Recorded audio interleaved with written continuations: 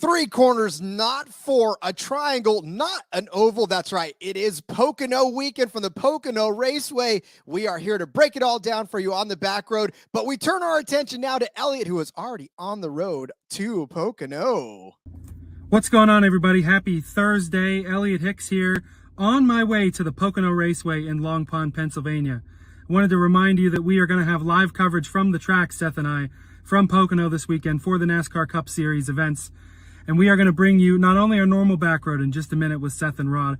Seth and I are going to bring you a second back road on Saturday night after post-practice and qualifying for the Cup Series to talk about some of those trends and where we think they're heading into the race on Sunday, as well as to detail some of our experiences. We'll be there for the lower series races as well. And keep an eye on our social medias, our Twitter and everything else for all the other content we're going to be putting out there, some other mini live blogs and stuff like this. It's going to be a great time. We're really excited to bring you this coverage, and we're really thankful that you are tuned in and ready for it. And stay tuned and ready for tonight's episode of The Backroad, because it's coming up right now.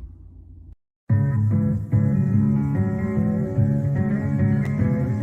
a non-points race, but it is a short race. Checker flag. That's all this race is. Stay from the stage.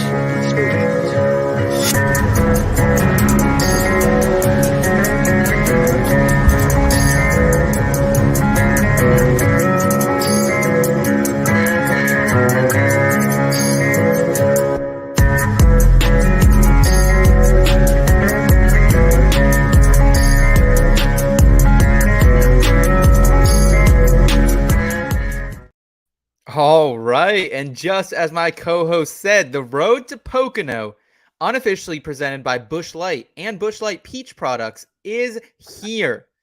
I'm so excited as the Cup Series. We're heading up to Long Pond. Seth Woolcock back with you, and of course, Hot Rod Villa Gomez in the passenger seat as well. Rod, how are you doing tonight, man? This is such a fun event up in the mountains of Pennsylvania. There's nothing like a good old tricky triangle. Yeah, I'm telling you right now, the Pocono Raceway is always a special one because it is family owned. It is an event in and of itself. There's no, big NASCAR looking over it. It's its own thing, and it's its own track. It's got its own unique problems that it presents to the drivers, and every year you get a good race out of it, and I don't expect that to change this year. Yeah, 100%. As Elliot mentioned in the prelude, we're going to be live from the track this weekend, giving you some updates on the social media. We're going to have a post-practice and qualifying episode of the back road somewhere from the track as well. So a lot of good content coming your guys' way this weekend. But before we look ahead to all the goodness that Pocono is going to bring, we do have a very fun New Hampshire race to react to. So let's get into it in the rear view.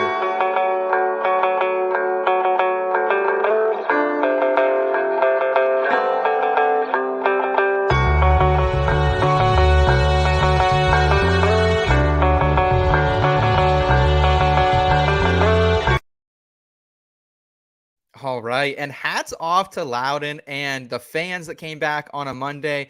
And I just feel like that is always one of the biggest tracks that is slept on in the NASCAR Cup Series.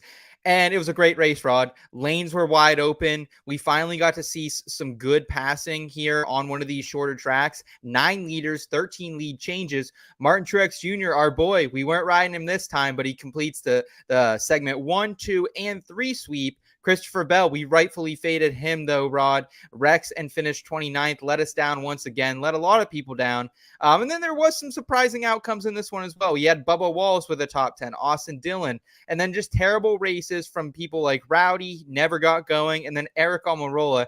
That guy cannot catch a break here, Rod. Yeah, well, shout out to Cody first and foremost. Hit a 30-1 this weekend. Truex winning the Cup race and John Hunter Nemechek winning the Xfinity race. That was a parlay that cashed 30-1. So definitely hats off to Cody. He had a hell of a day. And really, again, as far as the New Hampshire race was concerned, I was happy with it. I did enjoy the racing because it was racy. Obviously, yes, yeah. Truex Jr. leads 254 laps. But as an F1 fan now, I've seen Max Verstappen lead every single lap of the last several races and still found ways to be entertained through this race. So short of just Martin Truex Jr.'s old school ass whooping, I'm okay with the rest of the field and how it all shook out. It was fun to watch. Now, from a betting aspect, it was a little bit frustrating, but it was definitely fun to watch. Yeah, absolutely. On our card, we were riding high on Brad Keselowski. We were also very high on Kevin Harvick last weekend. And while those didn't come to fruition, I feel like they were the right plays. They were top fives, and we were riding a 20-1 ticket with Brad. So I felt good about those ones. Chris Buescher came for us over Priest as well. But yeah, we barely came out, just a little bit above even here, but it was not a great race for us overall. Looks like we have Notorious back in the chat saying a shot of Diamore for all of you. Cheers. Cheers to you as well, man. Thanks for so much for tuning in with us. We appreciate it. That's our new favorite amaretto, by the way.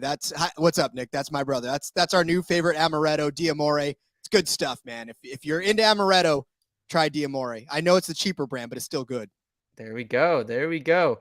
Well, Rod, we've looked back in the rear view. Let's go ahead. Let's look ahead now to Pocono and get all jazzed up for the big weekend ahead. Let's go. Hey, Michael, it was only 20% chance of rain. I think we got all 20.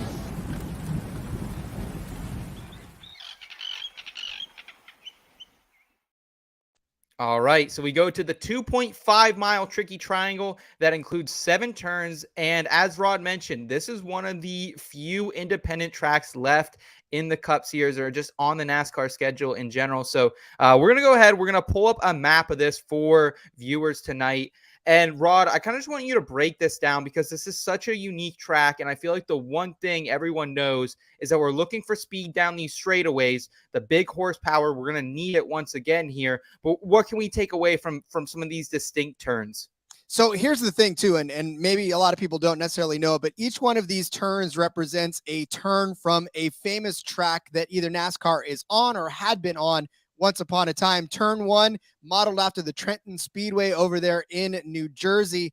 So that's a big sweeping turn 1. And obviously you carry a lot of speed through a turn like turn 1 heading into the Long Pond Straight, right? This is one of those ones where, especially as you accelerate after the starting line, that's going to be big speed. Now you head into the tunnel curve. That actually was modeled after the Indianapolis Motor Speedway. That's turn 2. That's got 8% banking. That 14% banking in turn 1, by the way, again, a lot of speed. You carry that banking. That's almost, it's not quite super speedway banking, but it's pretty damn close. So you're going to carry a lot of speed heading into the straight. Tunnel curve is 8% banking, 8-degree banking. And that's not necessarily as much, but it's still enough banking to carry a little bit of speed over there into the Devil's Elbow, into the North Straight, into turn 3, which is modeled after the Milwaukee Mile, which you can guess where that is. That is 6 degrees of banking.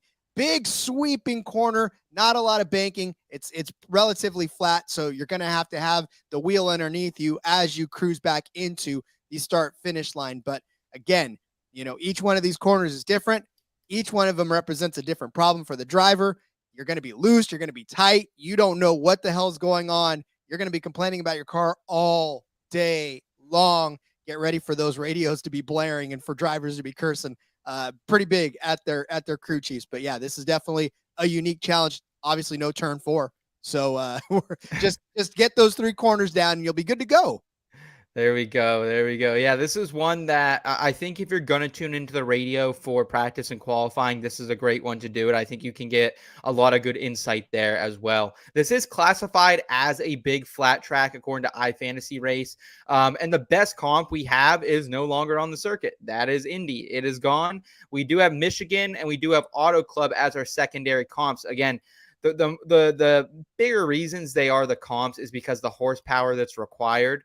But honestly here, Rod, I mostly looked at Pocono. I looked at a little bit of Auto Club as well from 2023. We haven't had a Michigan race this season, so I didn't pull a lot from Michigan 2022, mostly Pocono and Auto Club, and then just recent form as well. Anything else you were looking at here?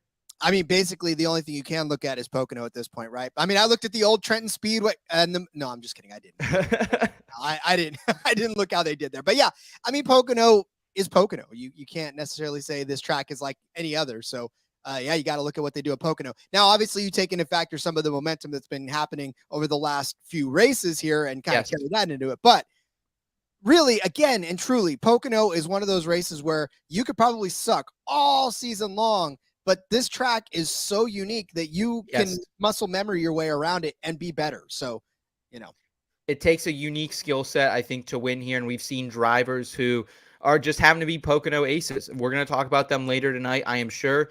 Stage breaks, a little bit funky this weekend as well to keep in mind. Lap 30, lap 95, and lap 160. So this is not, I will not be targeting any of these win stage 2, win the race, anything like that. I don't think we see a sweep here. A couple trends just to note as well. The winner has come from the front row nearly 30% of the time. Speed is speed here. That's what I think at Pocono. If you're going to be good in qualifying and practice, you're going to be good here during the race. So that is something to keep in mind here. Usually we come in Thursday. We are locked and loaded. We have big cards ready to go.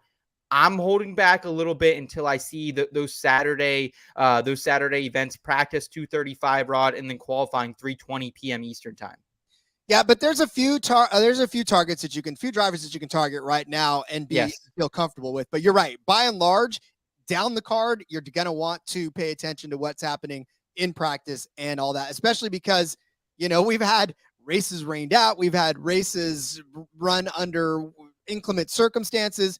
Like, this is probably the one that we're going to get that we don't have to worry about weather. So, hopefully that kind of bears out in practice and qualifying.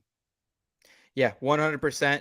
And luckily, here at In Between Media, guys, we will be live sometime on Saturday night as well. You can catch us with some post-qualifying and practice notes. And then so jealous. Hey, we'll get you out here eventually, Rod. We'll get you. It'll be a little boys reunion here, maybe next year. So let's go ahead, guys. Let's break down the DFS tiers here in our next segment, Tire Tiers.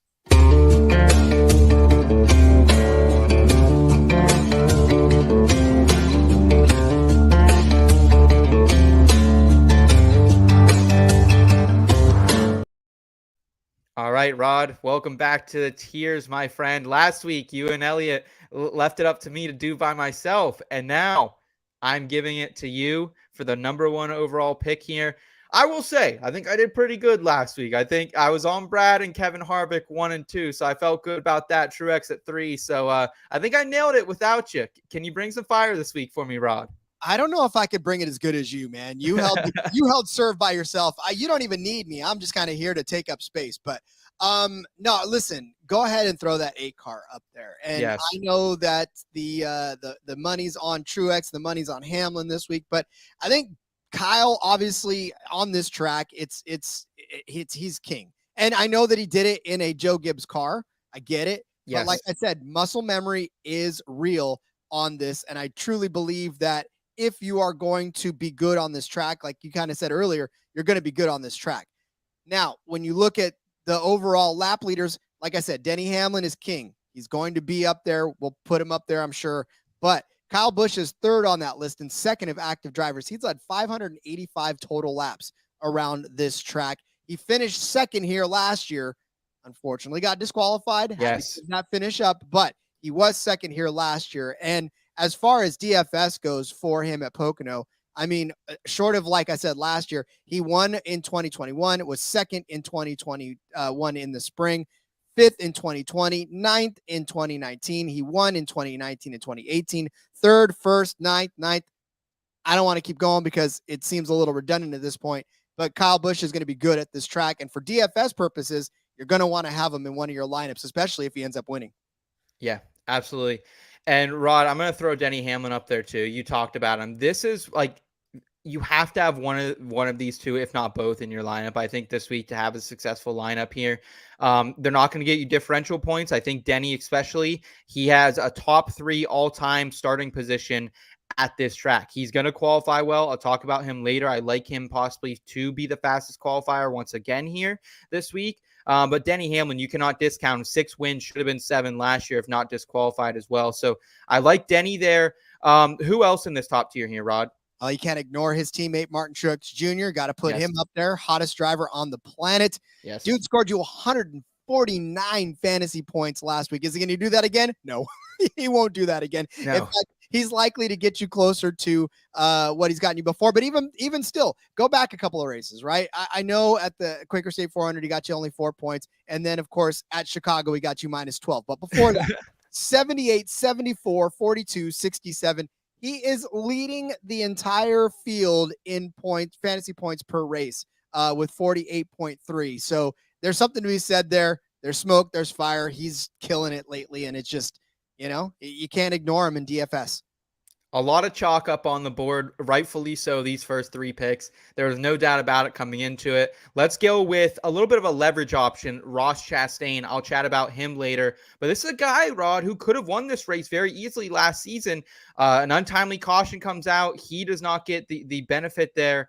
And I think Ross is going to be great here. He had the #1 total speed ranking at our comp track of Auto Club.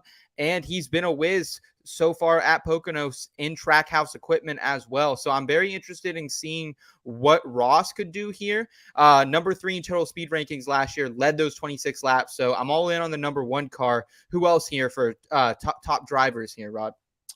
It may sound weird to put this, but put Joey Logano up there. Wow. Okay. Yeah, I mean, for DFS purposes, I really like Joey Logano this week. And it's tough because if you look back at what he's done, especially last year, he started 14th, finished 20th. Not really good day. But in the year before that, in 2021, started 14th, finished 10th. Not bad day for DFS. The race before that, he started 4th, finished 7th. Lost you some differential, but made up for it by the fact that he led 18 laps. 2020, started 36th, finished 24th. Right? And then it's just the last few races have been pretty good DFS-wise for Joey Logano. And Joey Logano can kind of pop up on you and actually do well, and you don't expect it. He is averaging 29.7 fantasy points per race. But, at $8,800, I really like that potential for him to actually do better than what he is projected as. And I think he'll be a great leverage play. I've heard no one else mention Joey Logano on any of the shows I have watched this week. So I think that's a really good call out there from you, Rod.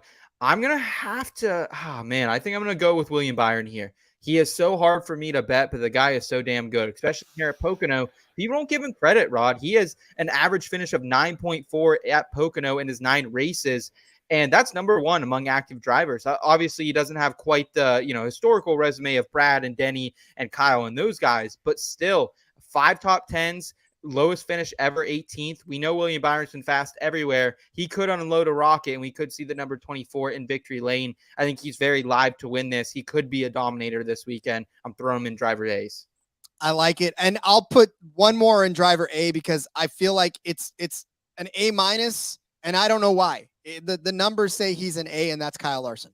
Throw that 5 up there. And really the numbers at Pocono in particular say he's an A. Right? 3 straight top 10s on this track, 9th, 2nd, 5th, started 1st. Obviously, you can't ignore what he's done on this track. But then again, this season, he is the 3rd highest driver in fantasy points per races.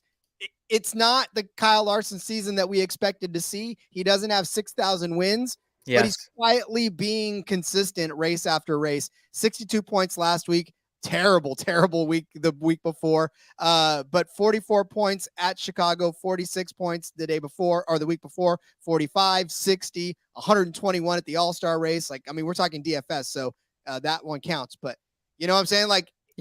It's an A-, B+ because Kyle Larson should be better than that, and he's not, and it has us scratching our heads, but he's still 3rd in overall fantasy points per race.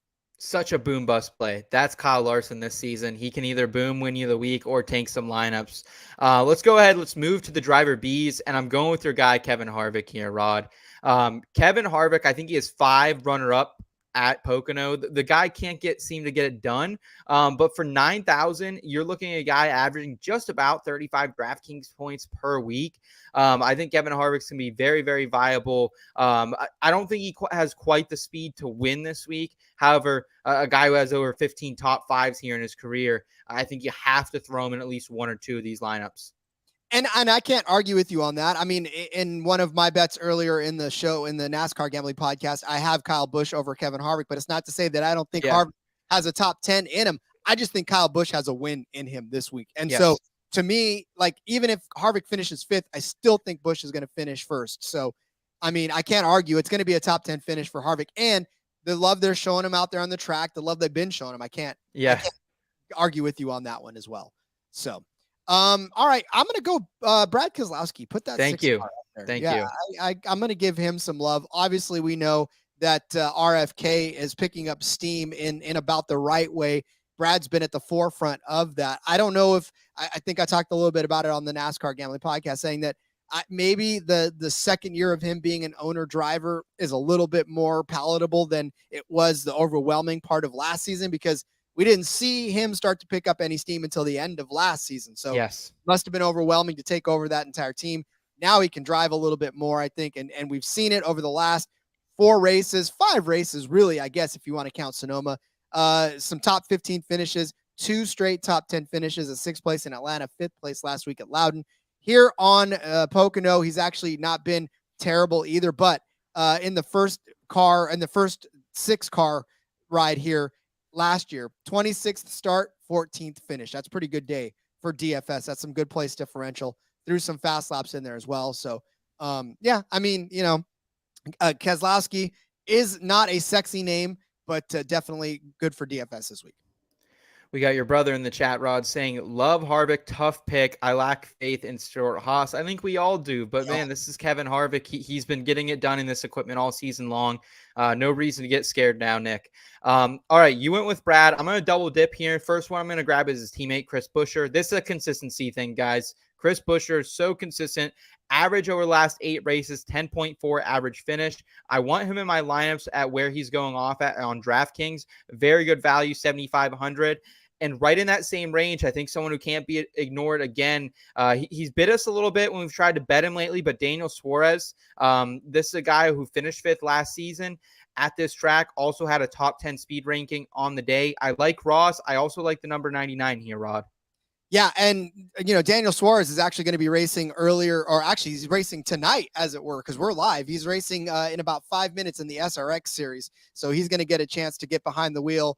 I know, albeit it's not at the same track, it's a short track or whatever, but any driving is good driving for these guys as they get ready for the weekend. So, and then of course he's going to be in the Xfinity race. So, or is it the truck race? He's going to be one of those. So he'll have some wheel time there too. I think he's a good play as well. Buescher, same thing.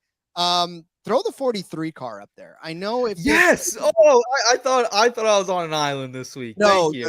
No. Eric Jones deserves a little bit more love than I think he's getting this week. And listen, for his price, he is $6,700 rather, which is still not bad. 27.4 fantasy points per race. The last 4 weeks have been solid DFS weeks for Eric Jones, right? He's finished 11th, 16th, and 8th. 52, 48, 32, and 51 consecutively in those weeks. I mean, what more can you ask for out of a guy? This is the what have you done for me lately? But even on this track, last season led 11 laps, finished 9th, started 34th. What a hell of a day for fantasy in that and for Eric Jones. So I think he deserves a little bit of love this week, and I think he's a B driver. I thought I was totally going to be on an island. I did some in-depth research on Eric Jones this week. I'll talk about him a little bit later. We're on a wavelength here, Rod. So let's continue with the number 12 car, Ryan Blaney. This is a guy, he's coming in right now. You have to pay up for him at 9,800, which I don't necessarily love that price tag on him, but I do love what Ryan Blaney can do here. Finished 10th last season. I think he'll be a top 10 car again here. Just in his limited time in the Cup Series, 13 starts, he has 6 top 10s. And I think that will carry over here. Hasn't been the guy that we've seen a couple years ago where he's out leading a lot of laps, but he's consistently running inside the top 10. So I don't mind Ryan Blaney here for the lineups. Rod, who else do you think? We still have some really big names on the board. Yeah, and I'm done with the Bs. I don't think anybody else in here deserves Bs. So you have to put 9 in the C slot. And again, as much as you say it's Chase Elliott, he's the most popular driver in the entire circuit. He's the guy. He's everybody. Well, yeah, he is. But lately, I mean, it hasn't been terrible. A 13th place finish at Atlanta, 12th place at Loudon, 3rd at Chicago, 4th at Nashville, 5th at Sonoma, right? I mean, he's got 7 top 10s and 13 starts. That is a pretty damn good season for most drivers. Chase Elliott is not most drivers. So it's tough to put him anywhere else but the C's right now because you just don't know. You honestly don't know. And I know that he's still averaging 40.6 fantasy points per race. He got you 37 last week, 43 the week before, 66, 58, 48. These all sound like solid numbers, right? But he's $9,600. You want more out of that for $9,600. So I think for his price versus what his expectations are, you got to put him in the C's. Completely agreed with you. 2 other guys who, They're really hard to play a lot of times just because where they're priced. It's Tyler Reddick and it's Bubba Wallace here. Tyler Reddick had a lot of speed last year, top 5 in total speed rankings, also a top 5 finish for him. Bubba Wallace, a surprising top 10 finish last season. I tried to fade Bubba a little bit last week, and it kind of went haywire on me in a couple matchup bets here, Rod. But overall, I think these guys are just fine. They're just fine. I don't know if they'll be top 10 cars. If they are, it's going to be bottom half the top 10, but I think they'll be top 15 cars. Toyota does bring it here usually to Long Pond. Yeah, Toyota really does. And that's something that we're keeping our eye on. Hopefully it keeps up. Hopefully it, gets us through it, but we'll see. You talk about Stuart Haas. Does the 10 car belong in the C? Man, this 10 car pisses me off every single week. Last week, I started the week on the show. I put together my lineup before the show. Eric Almirola was in it. Took him out before the weekend happened. He qualifies 4th. I throw him back in there, and then I just get absolutely burned by him. So you can absolutely throw him up there, but just know what the risk is. Well, and again, here's where we talk about the being good at Pocono. You're good at Pocono, right? So I'll read off his. I don't know that I even want to read off his last fight. He's got one top 10 finish in the entire season. 34th last week at Loudon, 18th the week before after he started on the pole in Atlanta, 12th in Chicago, 25th at Nashville, 28th at Sonoma. Yeah. You're going to get sick. I'll stop you right there. He should have been top 5 last week. He really should have been. Absolutely. Could have honestly maybe won that race. Like, he looked like the best car beside for MTJ before that wreck. Yeah. Oh, for sure. I mean, we were all like, well, Amarola, huh? But at Pocono, I'll give you this, right? Since he took control of the 10 car, a 7th place finish after a 34th place start in 2018, 34th to 25th in 2018, 13th to 10th in 2019, 3rd to 12th in 2019. Okay, 1st to 3rd. He still had a 3rd place finish there. 5th in 2020 after an 18th place finish or start rather. 16th, 16th, 13th. These are all C driver ratings, right? We're not talking anything crazy about it. So we're looking at him as a C. That's about a C. Look where his price is. He is at $7,000. Sounds about right. Yeah, absolutely. I have one more C here, and then we can drop down. We kind of just have to throw up Christopher Bell.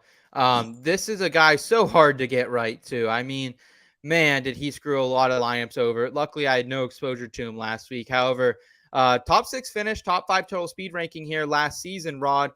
Coming in at a little bit more modest of a price, $9,400 than we saw at New Hampshire last week when he was top of the board. So I can't stomach Chris Bell. I will not stomach Chris Bell just looking at the finishes right now. They are horrendous. They are mid to late 20s, 30s. Some of it is unluckiness, but I will not be going anywhere near the number 20 car. That pit crew needs to get it fucking figured out. Yeah, and honestly, I'm sure he's very pissed off and he deservedly so, but you're right. I mean, sometimes you have to take into effect that you're the driver, but everything else around you puts you into where you're at finishing wise. So and so far we haven't seen it out of Chris Bell's entire team. So I like it. Yeah, and we're done with the C's because after that, I mean, I'm looking across the board. You're throwing darts. Big time, especially at this track, right? I mean, we talked about finishing well. You finish well. I'll tell you right now. So when you look at the track details, right? You get down, we've already listed pretty much everybody that's got at least 2 top 5s in this, except for Alex Bowman. Alex Bowman has 2 top 5s at this track in 9 starts. So you can put him in the D's, right? I mean, he's there. He's warm. He's had a 1st place finish in 2021, 9th place in 2020, 7th in 2021, 11th. So what, 3 top 10 finishes and 1 right outside of the top 10. All right. That's pretty good. But this isn't Alex Bowman this year. Alex Bowman this year is not that same guy. Well, maybe beginning of the year, Alex Bowman. Let's not forget, he was laid off a couple races, and then Alex Bowman every single summer gets into this slump. It happens, and it happened as soon as he got back. He has been terrible since he's been back. I have a little more in-depth analysis, but 17.3 has been his average finish in his last 7 races since being back. Best finish of 12th. So that's what I think you're paying for with Alex Bowman. It's a low ceiling play. If you want a high floor, low ceiling, pucker up, baby, and get ready for some Alex Bowman penetrating that action. All right. I will go with Ty Gibbs, number 54 car. He's in a Toyota. He's going to have some late run speed, I would have to assume. And last season, actually, Ty Gibbs was pretty decent at this track. And let's not forget, he was not a full-time driver. He was filling in for Kurt Busch at that point. 16th on that day. So I like him there. I would also like to throw Austin Dillon in here as well. This is another one of those tracks. He has a top 10, at least one in his career, 13 top 20s though. Like this is a guy who's probably going to finish somewhere between 16 and 18. So he's not going to burn you by any means. Really interested in Austin Dillon. I threw him in the D's last week, Rod, and he ended up getting a top 10 for us. So I like Austin Dillon here. Look over on DraftKings. The price tag is going to be decent. It's higher than it's been in the past, 7,200. But I'll fucking ride with Grandpa's kid here this weekend. How do you feel about number 3 and anyone else here in this D tier? You got both the Grandpa's kids in there, don't you? You got Gibbs and Dillon. Again, those guys are perfect D drivers. They could get you a good day, or they could just toss your lineup. So, I mean, obviously tournament plays we're getting to in the Ds. Speaking of another tournament play, Michael McDowell, put him in there. Really, again, it's just a matter of him he's $6,000 this week. But every week he's underpriced. That's what I'm saying. Like you look back, 34 points last week in New Hampshire, 54 the week before that, 36, 21, 34, 47, 23, 23. You have to go all the way back to early May where he lost you 6 points at the Goodyear 400. So not bad. 26.4 fantasy points per races, $6,000 price tag. You do the math. That's like 4 times his value, which is good for a D tier driver. I don't even care what he's done here. I just want him to be a warm pulse. Yeah. So you know what I'm saying? Yeah. Yeah. And with that, honestly, I'm going to drop down another tier here, Rod. I'm going to throw a couple Fs out there. And it's going to start with, we're going to go number 31 of Justin Haley. First of all, shout out Rick Ware Racing. Like they continue to just raise the bar a little bit. JJ Yaley's been a sneaky little DFS darling all season long. And now they somehow signed Justin Haley. Maybe the writing was on the wall at Colleague, but Justin Haley's been damn good this season, Rod. 5 top 10s in that number 31 car. Like I think that's a pretty good measure for this kid, man. But now he's going to a ride. Let's segue a little bit. What do you think of that move? I think his winning days are over in the Cup Series, entering this ride. However, maybe he's still that DFS darling.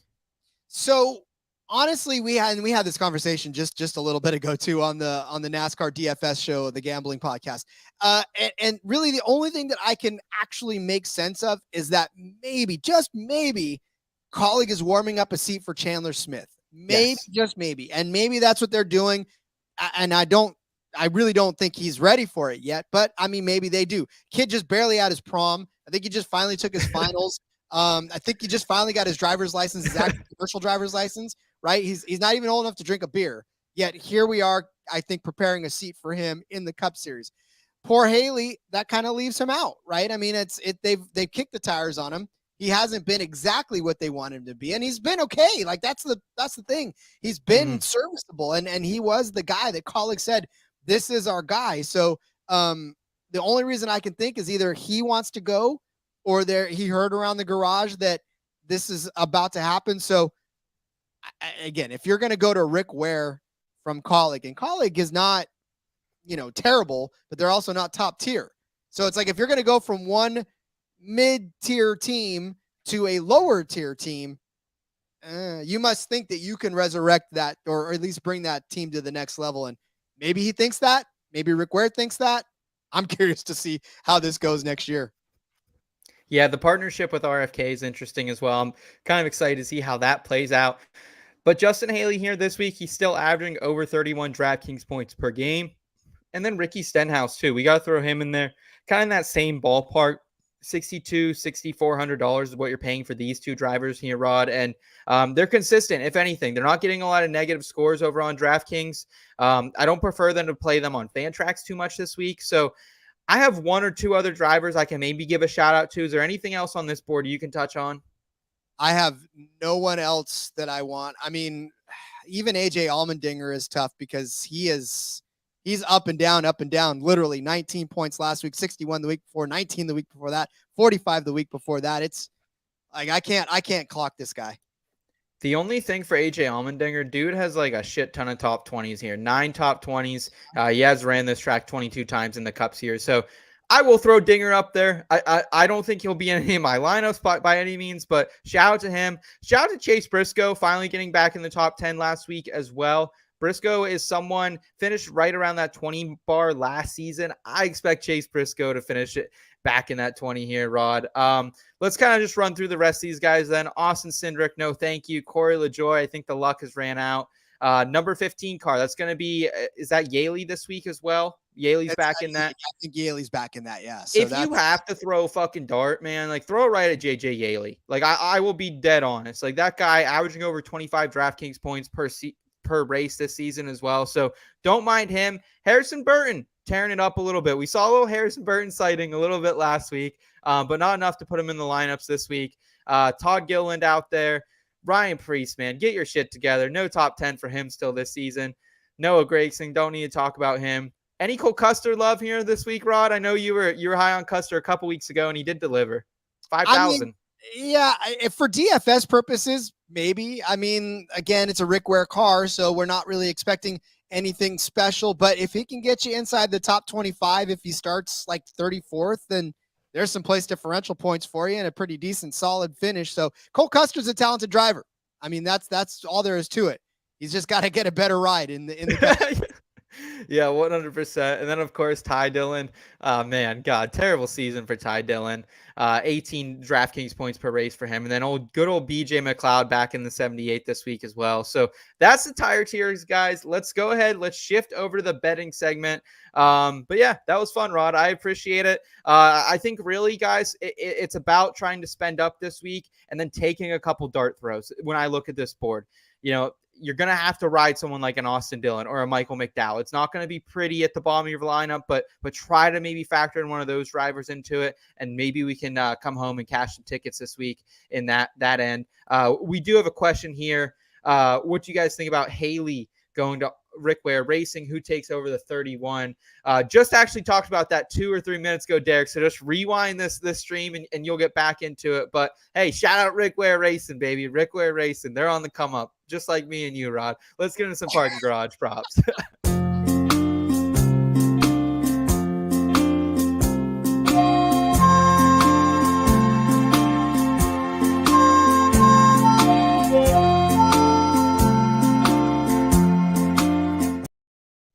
So Ellie and I were talking about it before this week, and like we were plotting and scheming of just like really getting invested in Pocono this week because we're going to be at the track. It's going to be a fun time. But the books kind of were stinky this week. Like, first of all, what the fuck happened to Barstool Sportsbook? This was the hottest sportsbook all season for NASCAR odds and lines and different unique opportunities to get involved with the industry. However, they launched this new UI and like they just don't give a shit about the sport. They just dropped top 10 odds like tonight, a little bit before we went. Didn't have a lot of other offerings out there as well. So that was kind of a bummer. But overall, I mean, the books weren't great so far this week, Rod.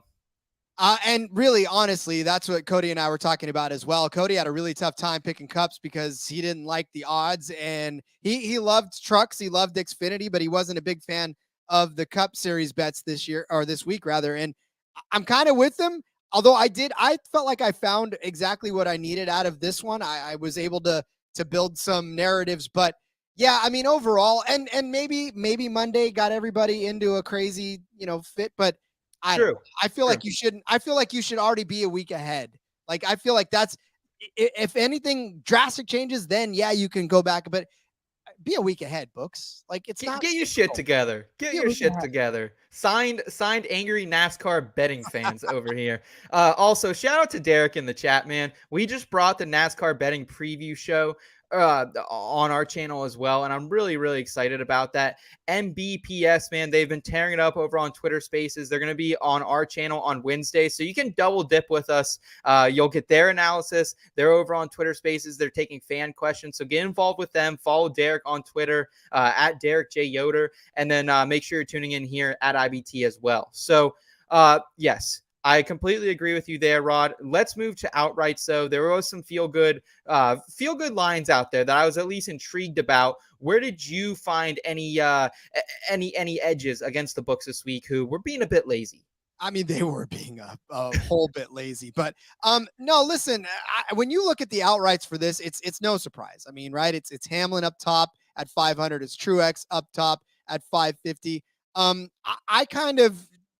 I took the easy way out, I guess, in that Kyle Busch is at plus 600, Yes. 6-1. 6.5 to 1 on Barstool now. Yeah, well, 6.5 to 1 on Barstool. That's perfect then. And I feel like it is taking the easy way out to take him as an outright because Denny Hamlin at 500. Yes, he could probably come out and lead every lap and be Martin Truex of last week. That's probably going to happen. But I think Kyle Busch is sneaky. And a lot of people, maybe the books see them in this 8 car and see him and think, well, maybe not. Maybe I won't do it. But yeah, I mean, I think Kyle Busch comes out and wins this race at plus 600. And there's a fun little bet that I gave out too. I think it was in the truck episode of the show. So go back and listen to that. It involves Kyle Busch. You're going to want to hear that. Okay, awesome. Yeah, I'm with you 100%. I'm loading up on Kyle Busch this week, 6.5 to 1 on Barstool, and then also plus 160 for a top 3 over on Caesars this week. I was able to find this is a guy 4 wins, and the top 5 rate is crazy here, 31%.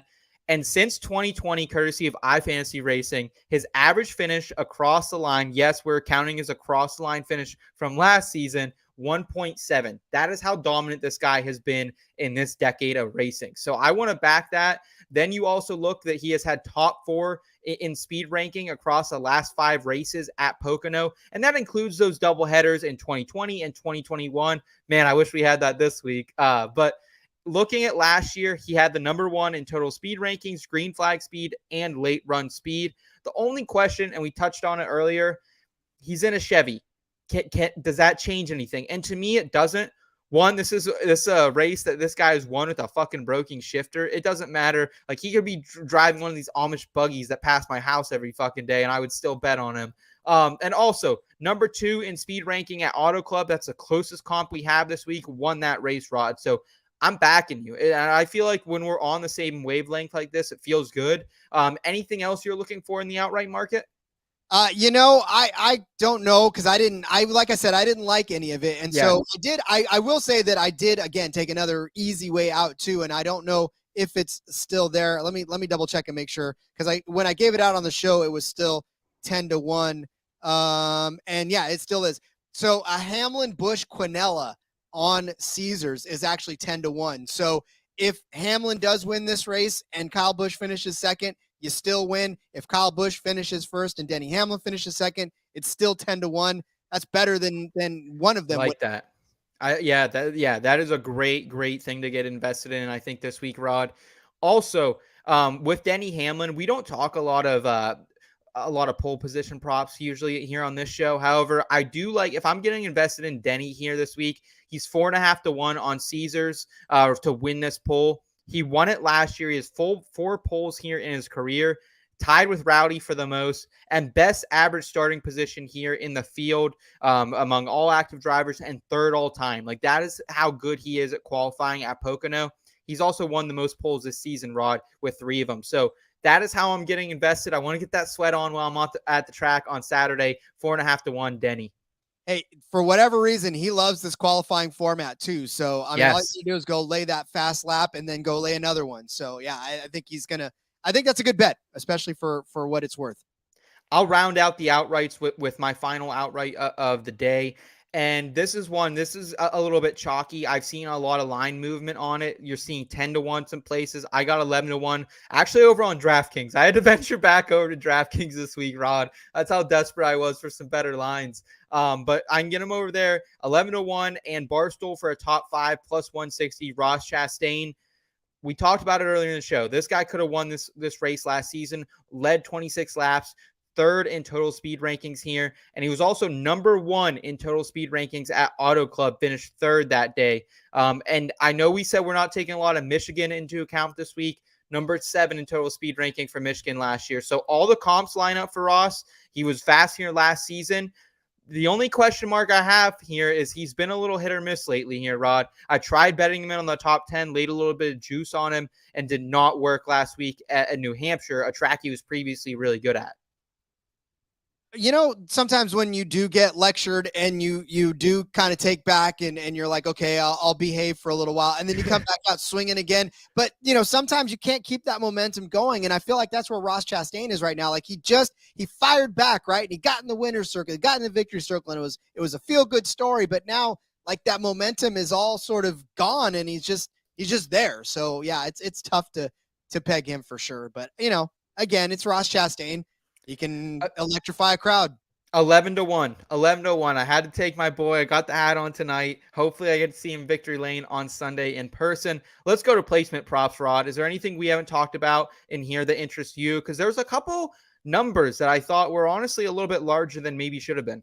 Yeah, so I was looking at the top 3 market. Again, by itself, not impressive, right? I mean, you got Kyle Busch at plus 160, Truex at 160, Hamlin at 160, but there is a boost on Caesars right now that's got Martin Truex Jr. and Kyle Larson both to finish inside the top 5.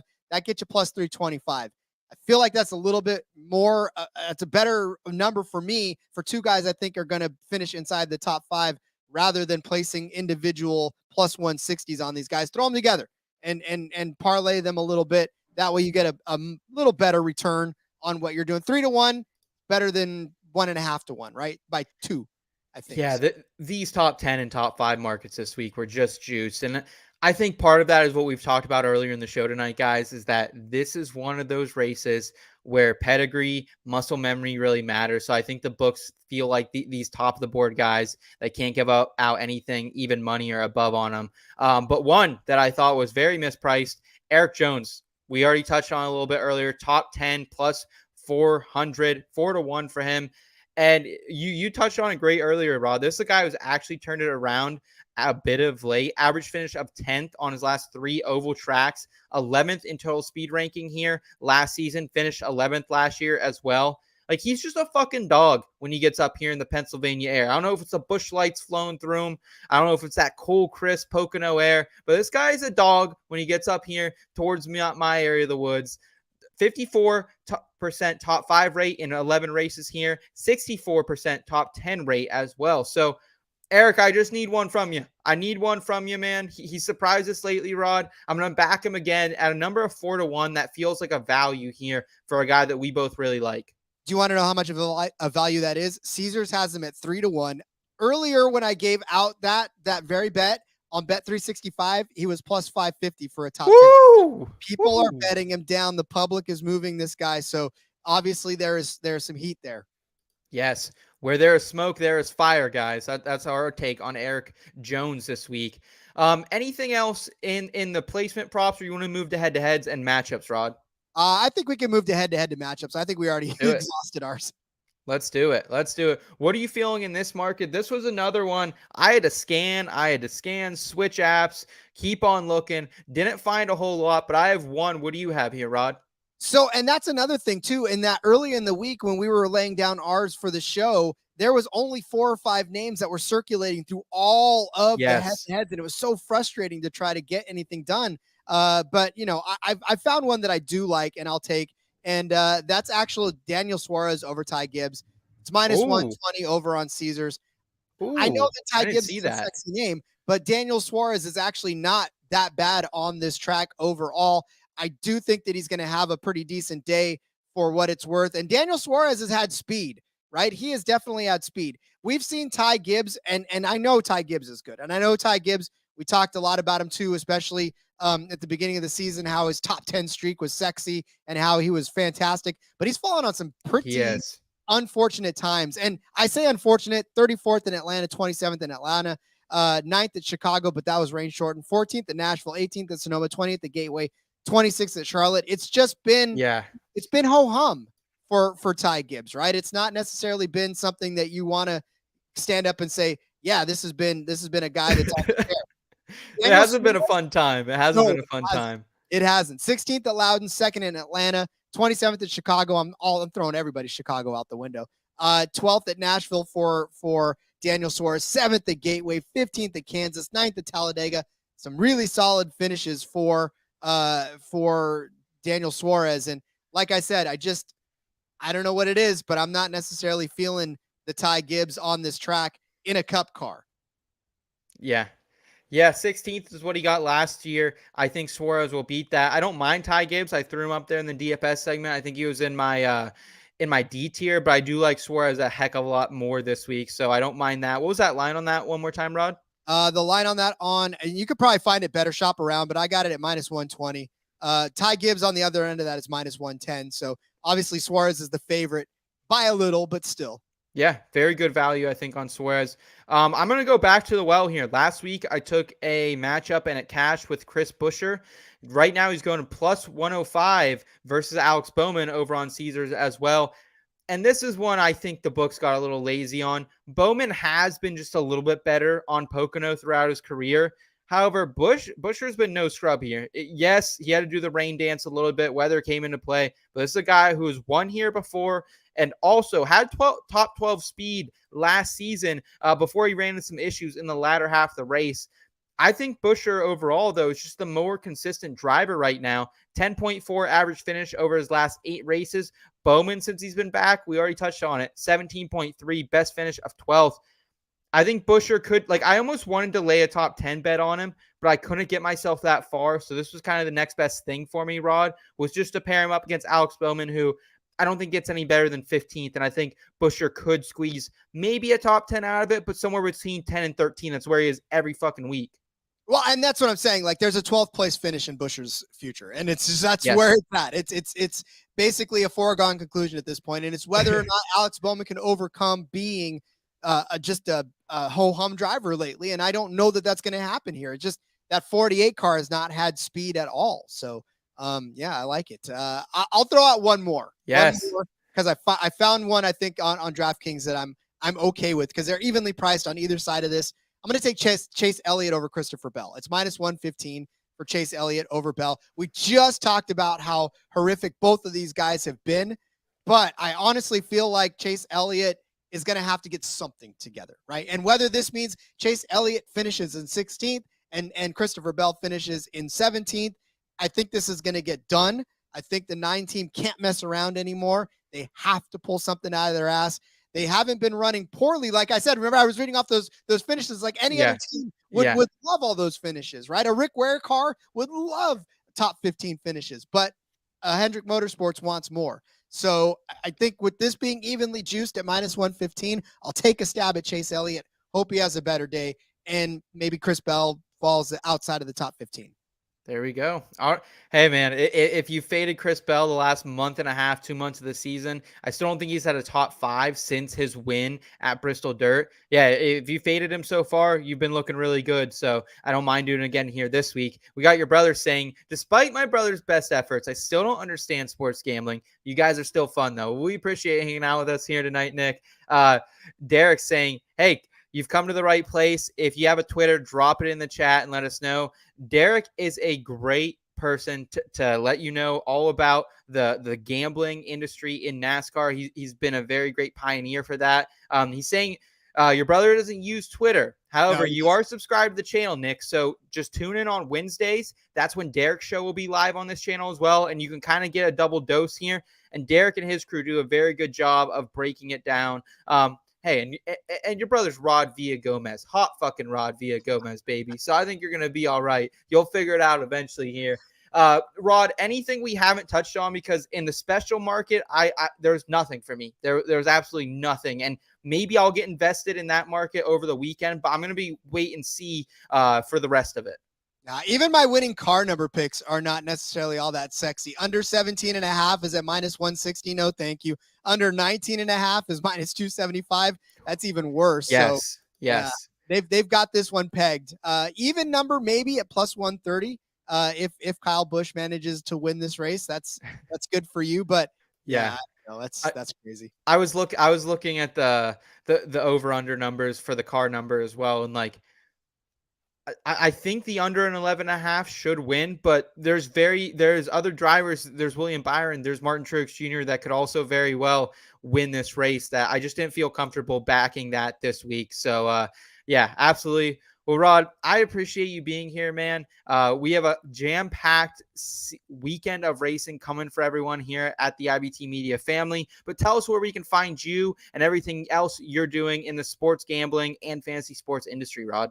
Yes, sir. Well, you can find me on Twitter at RJ Villagomez. My brother can't, but the rest of you guys can at RJ Villagomez. There's a link in the bio to everything I got going on, whether it's here, whether it's the NASCAR Gambling Podcast on the Sports Gambling Podcast Network. And of course, you can check out my brand new show now on For Frequency's Sake. It's called Fast Money. give you some parlay parties and have some fun with all of motorsports, not just NASCAR, but Oh, Indy, yeah. F1, SRX, like whatever it is, I'll get you on there. And then I just recently started doing some soccer videos for Odds Shopper. So check out my Women's World Cup video on Twitter as well. It's been a wild ride lately, but I love it. We're having a blast. A man of many talents. That's Rod Villagomez, guys. Make sure you check him out and support everything he has going on in all of the markets out there. And guys, for me, you can find me on Twitter at @between_SethFF. But easiest way to support me, just hit that subscribe button. You're already on YouTube. You already lasted this full 55 minutes. So if you enjoyed the content, give us a thumbs up. Come back and hang out with us again. Until next time, guys, keep it in between.